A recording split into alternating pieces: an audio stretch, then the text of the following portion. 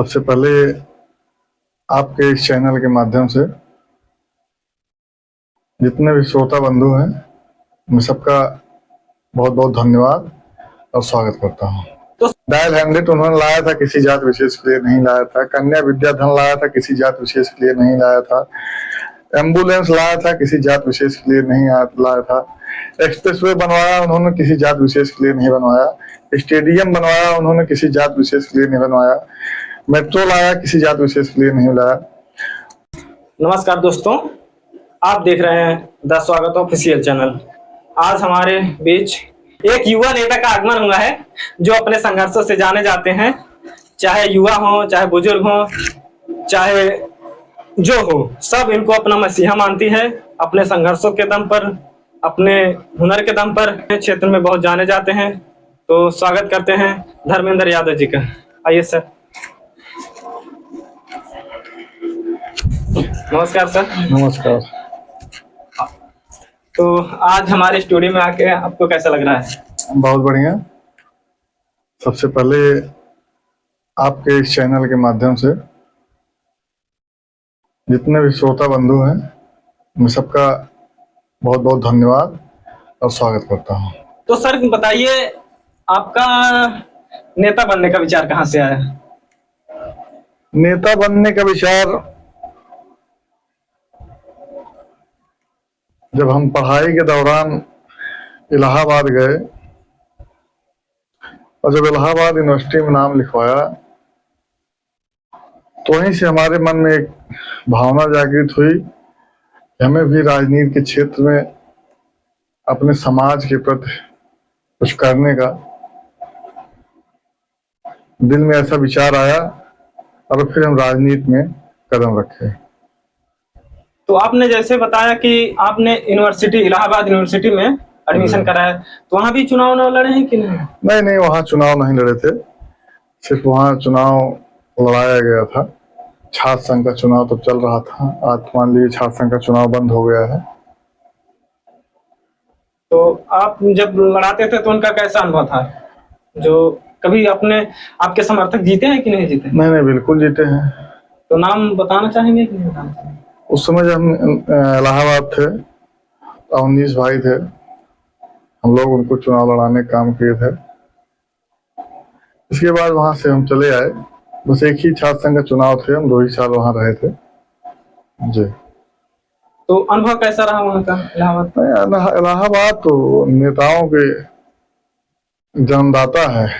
Allahabad university से तो बहुत से नेता जन्म हुआ है। इलाहाबाद की मिट्टी है ऐसी कि बहुत बड़े बड़े नेता वहां से निकले हैं। हमारी पार्टी के राष्ट्रीय अध्यक्ष आदरणीय अखिलेश यादव जी के छोटे भाई धर्मेंद्र यादव जी का राजनीतिक भविष्य वहां से रहा है। हमारे लोहिया वाहिनी के राष्ट्रीय अध्यक्ष हैं आदरणीय अभिषेक यादव जी, उनका राजनीतिक करियर वहीं से आया है। आजमगढ़ के विधायक हैं संग्राम यादव जी, उनका भी जन्म वहीं इलाहाबाद की धरती से हुआ है। बहुत से बड़े बड़े नेता वहां से आए हैं। आपके आदर्श कौन है, अगर इन लोगों में चाहे तो? हमारे आदर्श आदरणीय नेताजी हैं। एक बार पार्टी कार्यालय में हमारी मुलाकात आदरणीय नेताजी स्वर्गीय मुलायम सिंह यादव जी से हुई और उनके कुछ शब्द ऐसे थे जो आज तक हमें याद है। कुछ बताना चाहेंगे हमारे दोस्तों को? मैं नेताजी के बारे में बहुत सी बातें हैं, इतना संक्षेप में बता पाना बहुत मुश्किल है। अच्छा। नेताजी एक छोटे से कार्यकर्ताओं को इस तरीके से मिलते थे जिसे लगता था कि बहुत दिनों का संबंध है। अच्छा। बहुत खूब ऐसी खूबियां अक्सर नेताओं में नहीं होती हैं। नेताजी के बारे में जिक्र करना बहुत सी बातें हैं, उनका विश्लेषण इतना जल्दी नहीं खत्म हो पाएगा, इसलिए नेताजी की बात ही अलग है। भी एक बार आप भी चुनाव लड़े हैं, तो उसका अनुभव कैसा रहा? हाँ, हम एक बार चुनाव लड़े हैं 2021 में जिला पंचायत का।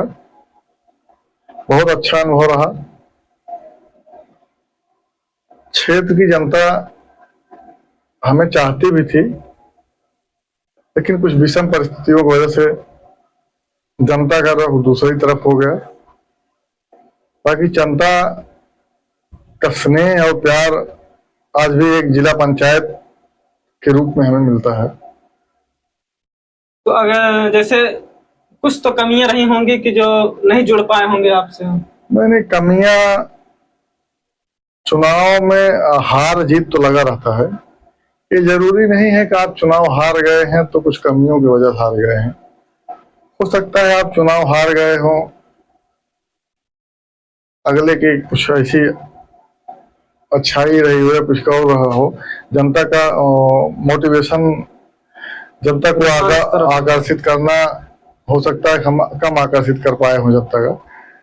बाकी कमियां तो, अच्छाइयां बुराइयां सबके अंदर होती हैं। अच्छा, मान अब की बार फिर चुनाव लड़ने वाले हैं। बिल्कुल बिल्कुल, इस बार भी मैदान में। जनता से आप क्या कहना चाहते हैं जो आपसे जुड़े, आपको विश्वास करे कि नहीं हमको इनको ही जिताना है? देखिए, हम अपने क्षेत्र की जनता, समाज के और क्षेत्र के सभी सम्मानित जनों से सिर्फ एक ही आग्रह करना चाहते हैं कि चुनाव में बहुत से प्रत्याशी आते हैं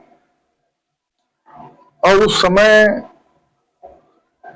अच्छे प्रत्याशी का मूल्यांकन जनता नहीं कर पाती है, क्योंकि जनता बहुत भावुक होती है। किसके भाव में बह जाए, अच्छा, उस समय डिपेंड करता है। लेकिन हम सिर्फ एक ही निवेदन करना चाहते हैं जनता से कि प्रत्याशी का चयन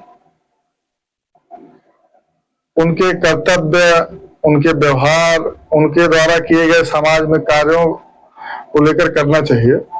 अच्छे प्रत्याशी का चयन आप करेंगे तो क्षेत्र का विकास भी होगा, आपके दुख सुख में खड़े भी रहेंगे। बाकी तो छलिया टाइप के बहुत से लोग आते हैं। अच्छा, आप जनता के लिए क्या करना चाहेंगे? कुछ अभी विचार बनाए हैं कि नहीं बनाए हैं? अगर हम जिला, जैसे हम जिला पंचायत जीत जाते हैं तो आप जनता के लिए क्या करेंगे? आपको शायद पता होगा, हम जिला पंचायत ना होते हुए भी जनता के लिए बहुत से ऐसे काम किए हैं जिसका उल्लेख हमें लगता है चैनल पे सार्वजनिक करना ठीक नहीं है। हमारा प्रथम उद्देश्य है राजनीति में सेवा भाव जो होता है, कि समाज में जागरूकता लाना। राजनीति का सबसे प्रमुख उद्देश्य है कि समाज में जागरूकता लाना। एक जो हमारा समाज एक गलत दिशा में जा रहा है, उनको शिक्षा के प्रति जोड़ना। आज कहीं न कहीं देख रहे हैं युवाओं में शिक्षा के प्रति, हमारे व्यक्तिगत, हम अपने क्षेत्र की बात कर रहे हैं, शिक्षा से युवा जो है भाग रहे हैं, गलत दिशा में जा रहे हैं। अच्छा, हमारा उद्देश्य है कि उन युवाओं को शिक्षा के प्रति प्रेरित करना और शिक्षा को एक महत्व देना। तो आप उन युवाओं के लिए क्या कर रहे हैं? उन युवाओं के लिए मैं बहुत ही जल्द एक, अभी तो हम प्रोसेस में लगे हुए हैं, अभी आपके चैनल के माध्यम से नहीं उसको ओपन करना चाह रहे हैं। एक हम ऐसी योजना ला रहे हैं कि जो डायरेक्ट युवा जो है शिक्षा के प्रति जुड़ेंगे, और जिस दिन मैं उस कार्य को करने में सफल हो जाऊंगा, आपके चैनल पे आज भरोसा दिला के जा रहा हूँ, फिर से आऊंगा और बताऊंगा मैं क्या अधूरा बोल के गया था, आज वो पूरा करके आया। स्वागत रहेगा आपका हमारे चैनल में। जैसे आप अभी देख रहे हैं, हम जाते हैं क्षेत्र में, जी जी, तो कुछ युवा हैं दारू और बहुत पीते हैं, उनके लिए क्या बोलेंगे? हम तो आपसे पहले ही बता दिए, चुनाव जैसे चुनाव आते हैं तो सब लोग हम तो पहले ही बता दिए, कुछ युवा जो है जो गलत रास्ते पे जा रहे हैं, शिक्षा से और समाज से उनकी दूरियां बढ़ती जा रही हैं। हमारा अभी तो हम आपसे पहले ही बोल दिए ना वो चीज।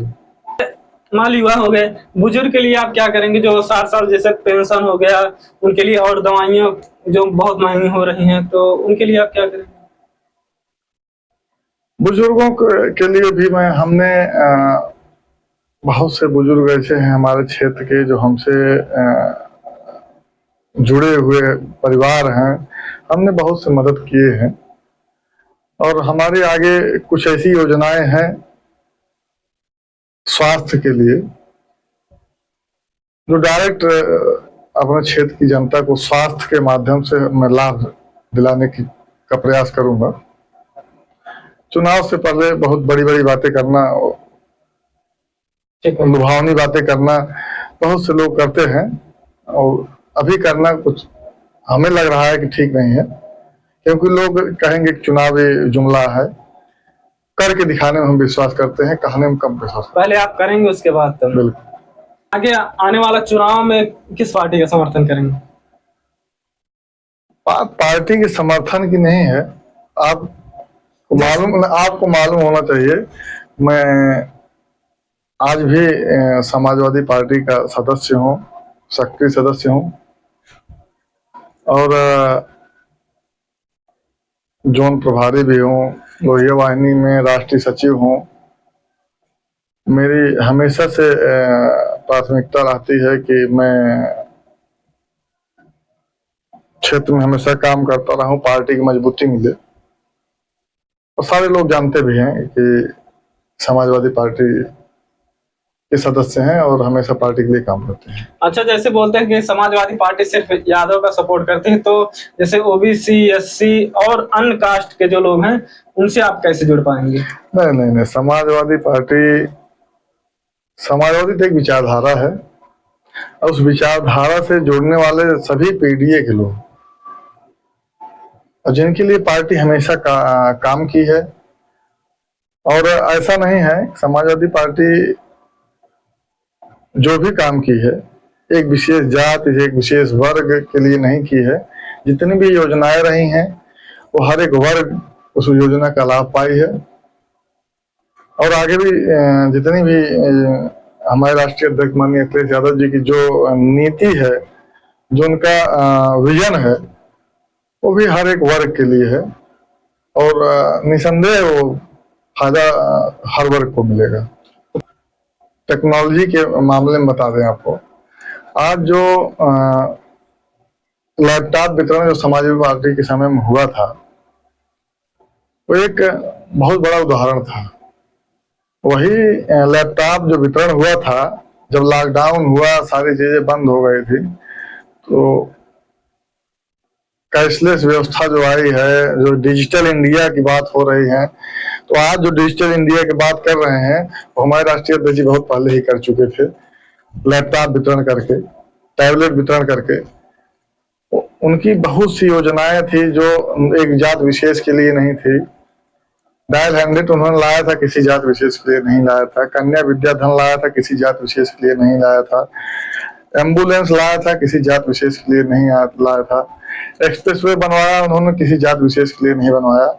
स्टेडियम बनवाया उन्होंने, किसी जात विशेष के लिए नहीं बनवाया। मेट्रो लाया, किसी जात विशेष के लिए नहीं लाया। उनकी तमाम योजनाएं हैं, जो कन्या विद्या धन देते थे, बच्चियों को साइकिल देते थे, स्कूल आने जाने की सुविधा हो, इतनी योजनाएं थी जो किसी जात विशेष के लिए नहीं थी। और उनके समय में सबसे अच्छी बात है कि युवा जो थे, युवाओं के लिए ऐसा सिस्टम लेके आए, सिर्फ दौड़ निकालिए और भर्ती में जाइए और पुलिस वर्दी पहन के आइए। ऐसा इतना बड़ा सेटअप अभी तक किसी सरकार ने नहीं दे पाई है।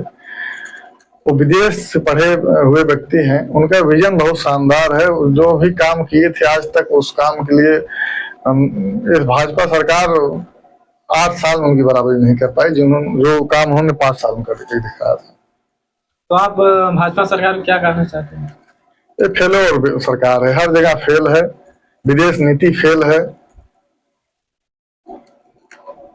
इंटरनल आप देख रहे होंगे, हर चैनल देख रहे होंगे, अमेरिका से भी इनको जो है तगड़ा झटका मिला है।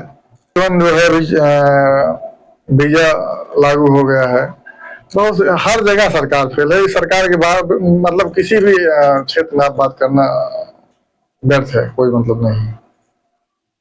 आपकी सरकार में कैसे होगा कि आप जनता जुड़े पीडीए से?